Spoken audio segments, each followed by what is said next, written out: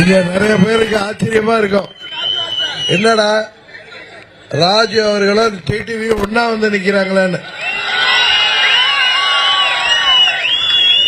உண்மை எங்களுக்குள்ள இந்த பர்சனலா இந்த பகையும் கிடையாதுங்க.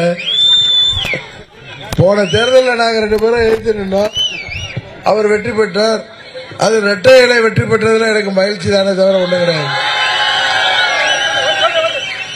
ஏன்னா நான் 99 எம்பி ஆன புதுசுல பேரவை செயலாளராகி கன்னியாகுமரிக்கு வந்த தலைவாய் சுந்தரம் ஒரு நிகழ்ச்சியை கூப்பிட்டு அப்பையிலிருந்து எனக்கு அறிமுகமானவர் தான் உங்களது சட்டமன்ற உறுப்பினர் முன்னாள் அமைச்சர் கடம்பூர் ராஜு அவர்கள்.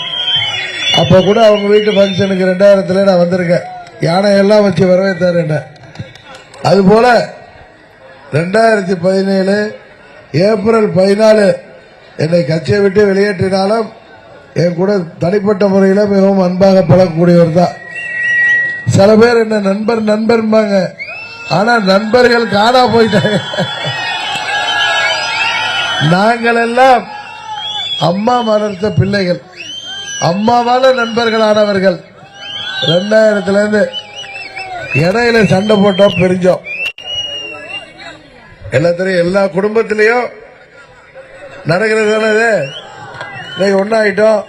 இங்க அமமுக வந்து அவர் ராஜுவை தோல்ல தூக்கி வச்சுட்டு சுத்தி வர்றது என்னால தெரியுது. 3 முறை ஹாட்ரிக் அடிச்சாரு, 4வது முறையும் வெற்றி பெற போவது ராஜு அவர்கள் தான். இன்றைக்கு அனைத்து இந்திய அண்ணா திராவிட முன்னேற்ற கழகத்தின் வெற்றி வேட்பாளர் திரு கடம்பூர் ராஜு அவர்கள் அம்மா மக்கள் முன்னேற்ற கழகம், பாரதிய ஜனதா கட்சி, பாட்டாளி மக்கள் கட்சி, தமிழ் மாநில காங்கிரஸ் கட்சி, புதிய நீதி கட்சி, இந்திய ஜனநாயக கட்சி, புரட்சி பாரதம், தமிழக மக்கள் முன்னேற்ற கழகம், அகில இந்திய பார்வர்ட் பிளாக், தென்னிந்திய பார்வர்ட் பிளாக், சிங்க தமிழர் முன்னேற்ற கழகம், மூவேந்தர் முன்னேற்ற கழகம், மருது சேனை, பெருந்தலைவர் மக்கள் கட்சி, உழவர் உழைப்பாளர் கட்சி, தமிழ்நாடு யாதவ மகாசபை ஆகிய இத்தனை கட்சி கூட்டணியோடு இங்கே வெற்றி பெற்றிருக்கிறார், இங்கே போட்டியிடுகிறார். கடந்த தேர்தலில் பாபர் வெற்றி பெற்றவர், இந்த தேர்தலில் எளிதாக வெற்றி பெற்றுவார் என்கிறது எல்லாருக்கும் தெரியும். ஏன்னா அவர் செய்திருக்கிற சாதனைகள் அப்படி. 81.82 கோடி மதிப்பீட்டில் கோவில்பட்டி நகருக்கு சீவலப்பேறு 2வது குடிநீர் திட்டம் செயல்படுத்தியவர். 7.25 கோடி மதிப்பில் கோவில்பட்டியில் புதிய அரசு கலைக்கல்லூரி கொண்டு வரப்பட்டது. 7 கோடி மதிப்பில் உலகத்தரம் வாய்ந்த செயற்கை இலை ஹாக்கி விளையாட்டு மைதானம் அமைக்கப்பட்டுள்ளது. கோவில்பட்டி கடலை மிட்டாய்க்கு புவிசார் குறியீடு பெறப்பட்டது. தீப்பெட்டி தொழிலுக்காக ஜிஎஸ்டி வரி குறைப்பு. கொரோனா பேரிடர் காலத்தில் தீப்பெட்டி தொழிலாளர்களுக்கு ரூபாய் 2000 வழங்கப்பட்டது. தீப்பெட்டி பட்டாசு தொழிலாளர்களுக்காக புதிய நல வாரியம் அமைப்பு.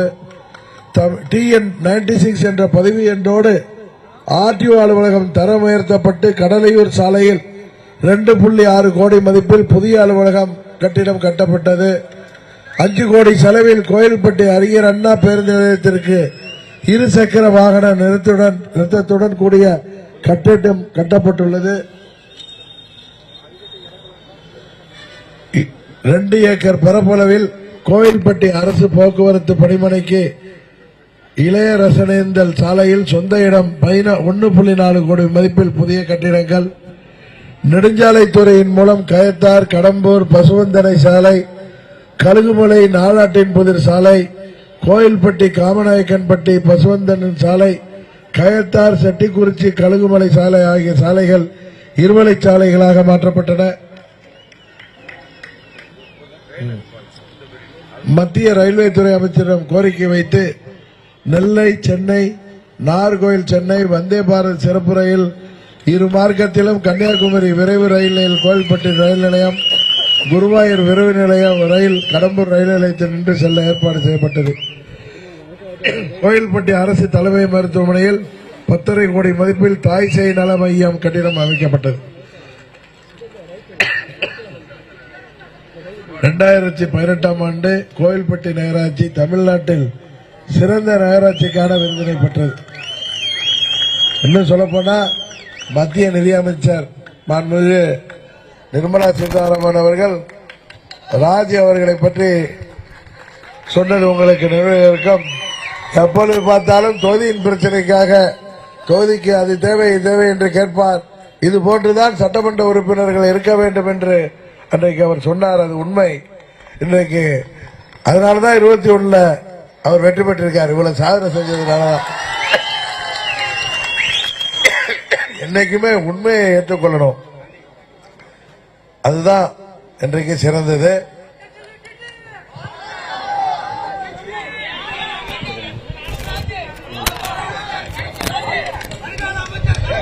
இந்த முறை கோயில்பட்டியில இரட்டை இலை 4வது முறையாக தொடர்ந்து ராஜி அவர்கள் வெற்றி பெறுவதன் மூலம் தமிழ்நாட்டில் அம்மா அவர்களின் ஆட்சி அண்ணன் இபிஎஸ் தலைமையில் உருவாவதற்கு கோயில்பட்டி தொகுதியை சேர்ந்த மக்கள் நீங்கள் மீண்டும் அவரை தேர்ந்தெடுப்பீர்கள் என்பது தெரியும். தொடர்ந்து வெற்றி பெற்ற அவர் பல சாதனைகளை வருங்காலத்திலும் செய்ய வேண்டும் என்று நெஞ்சார அவரை நான் இந்த நேரத்தில் வாழ்த்தி, இன்னும் சொல்ல போனா சில பேர் என்ன நண்பர்கள் என்னோட பழகினாங்க. நான் அவர்களை நண்பராக தான் நினைக்க பழகினேன். அரசியலை எல்லாம் தாண்டி நண்பனா, ஒருவேளை ஒண்ணு இல்லைன்னா நான் போய் மொட்டை அடிச்சுட்டு கூட அவரோட இருப்பேன் சொன்னாங்களா இல்லையா? இந்த தொகுதி எப்படி நம்ம கேட்க முடியும்? நான் இன்றைக்கு சொல்றேன், நம்ம கூட்டணியில போன வருஷம் 25 ஏப்ரல் 11 அதிமுக வந்து இணைந்த பிறகு நாம் அப்ப ஏற்கனவே என்டிஏ கூட்டணியில் இருந்த பொழுது அதிமுக இணைந்தது. அப்பொழுது சாத்தூர்ல நம்ம தொகுதி கூட்டத்திற்கு வந்த பொழுது என்னோடு அந்த நண்பரும் வந்தார். அவர் அப்ப சொன்னார், இந்த தொகுதியை எப்படியாவது எனக்கு வாங்கிடணும் அப்படின்னு கேட்டார். நான் சொன்னேன், எப்படி ரெட்டாலை தொகுதியை அவர் வெற்றி பெற்றது, என்னையும் ஜெயிச்சிருக்காரு, 3 முறை ஜெயிச்சவர் கேட்கலாமா? அதை மனசுல வச்சுக்கிட்டு பாத்துக்குவோம், தேர்தல் வரப்ப பாத்துக்குவோம்னு சொன்னேன். ஆனா இப்ப வெள்ள போயிட்டு என்ன சொல்றாரு, இந்த கட்சி ஆரம்பிச்சது எடப்பாடி பழனிசாமி எதிர்த்து தானே, இவர் எப்படி கூட்டணிக்கு போலான்னு. அப்படி இருந்தா 25 ஏப்ரல் 11 இபிஎஸ் நம்ம கூட்டணிக்கு வந்தார்ல, அதுக்கப்புறம் 5 மாசம் நாங்க இந்த கூட்டணியில தானே இருந்தோம். அப்ப போயிருக்கணும்ல, இருக்க கூடாது என்ற சொன்னாரா? நீர் வாருமையான்னு. அதாவது போகட்டும், அது தப்பு இல்லை. யாரும் நம்ம நண்பராக தான் மதிக்கிறோம். இப்ப நான் இவர் மனதளவில் நண்பராக இருந்தாதான் இன்னைக்கு அப்படியே வர்றோம். நான் எப்பயும் சொல்ற மாதிரி எனக்கு யார்கிட்ட போட்டியும் கிடையாது, யார் மேல பொறாமையும் கிடையாது.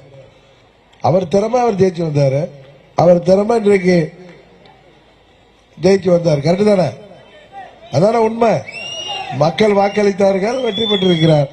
இந்த முறையும் அவர் வெற்றி பெற வேண்டும். கூட்டணி கட்சியின் தலைவராக அம்மா மக்கள் முன்னேற்ற கழகத்தின் பொதுச் செயலாளராக இங்க ஒட்டப்புடாரத்தில் ஓட்டு கேட்கிறப்ப அதிமுக தலைமை தாங்கிற கூட்டணி கட்சியின் மாவட்ட செயலாளர் அவரும் அதிமுகவை சேர்ந்த நிர்வாகிகளும் தொண்டர்களும் அங்கே ஒட்டப்புடாரத்தில் சகோதரர் சுந்தரராஜன் வெற்றிக்காக பாடுபட்டுக் கொண்டிருக்கிறார். அதை அவர் மேற்பார்வையிட்டுக் கொண்டிருக்கிறார். அவர் தொகுதிக்கு வர வேண்டியது எனது கடமை. எல்லாவற்றிற்கும் மேல பழைய நண்பரின் தொகுதியில வந்து, அதுவும் அம்மா அவர்களின் வெற்றி சின்னமாகிய இரட்டை இலை சின்னத்தில் வாக்கு கேட்பதை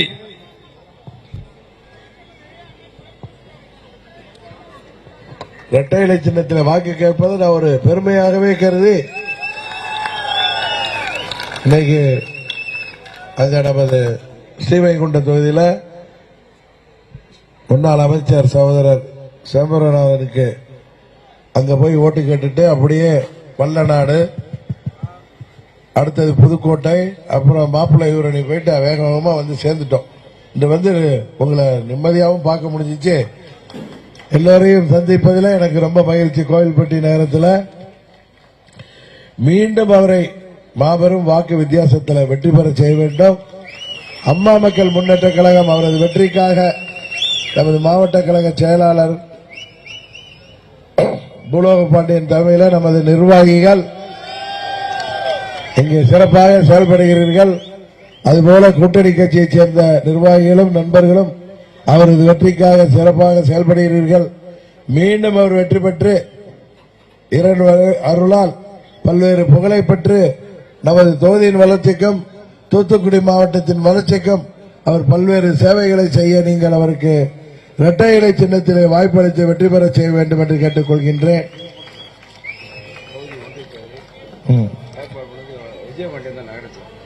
இந்த நிகழ்ச்சிக்கு ஏற்பாடு செய்த கோயில்பட்டி நகர செயலாளர் விஜயபாண்டியன் மற்றும் ஒன்றிய செயலாளர்கள் அன்புராஜ், அழகர்சாமி, பழனிசாமி, திருவண்டானம் கருப்புசாமி, திரு செல்வகுமார் மற்றும் கடம்பூர் பேரூராட்சி வாசமுத்து, கழுகுமலை முத்துராஜ், கயத்தாறு பேரூராட்சி ராமசாமி மற்றும் அனைத்து இந்திய அண்ணா திராவிட முன்னேற்ற கழகத்தைச் சேர்ந்த நிர்வாகிகளுக்கும் கூட்டணி கட்சிகளைச் சேர்ந்த பாரதிய ஜனதா மற்றும் மாவட்ட தலைவர் அவங்க மாவட்ட சரவணன் கிருஷ்ணன், அம்மா மக்கள் முன்னேற்ற கழக மாவட்ட செயலாளர் பூலோக பாண்டியன், பாட்டாளி மக்கள் கட்சியின் மாவட்ட செயலாளர் வேலுச்சாமி, தமிழ் மாநில காங்கிரஸ் கட்சியின் மாவட்ட தலைவர் ராஜகோபால், தமிழக மக்கள் முன்னேற்ற கழகத்தின் மாவட்ட தலைவர் பாபு, புரட்சி பாரதம் லெனின், இந்திய ஜனநாயக கட்சியின் பாலமுருகன், பார்வர்ட் பிளாக் கட்சியின் முருகேச பாண்டியன், புதிய நீதி கட்சியின் வள்ளி நாயகம், யாதவ மகாசபையின் நம்பி யாதவ், தேவேந்திர குல இயக்கம் கருணாகரன், பாண்டியர் மக்கள் இயக்கம் சீனி நாடார் அவர்கள் தலைமையில் பணியாற்றுகின்ற நிர்வாகிகளுக்கும் அனைவருக்கும் எனது நன்றியை சொல்லி வாய்ப்புக்கு நன்றி கூறி இரட்டை இலை சின்னத்திலே வாக்களித்து சகோதரர் கடம்பூர் ராஜு அவர்களை 4வது முறையாக வெற்றி பெற செய்ய வேண்டுமாய், மாபெரும் வெற்றி பெற செய்ய வேண்டுமாய் பணிவன்போடு கேட்டு விடைபெறுகிறேன். நன்றி, வணக்கம்.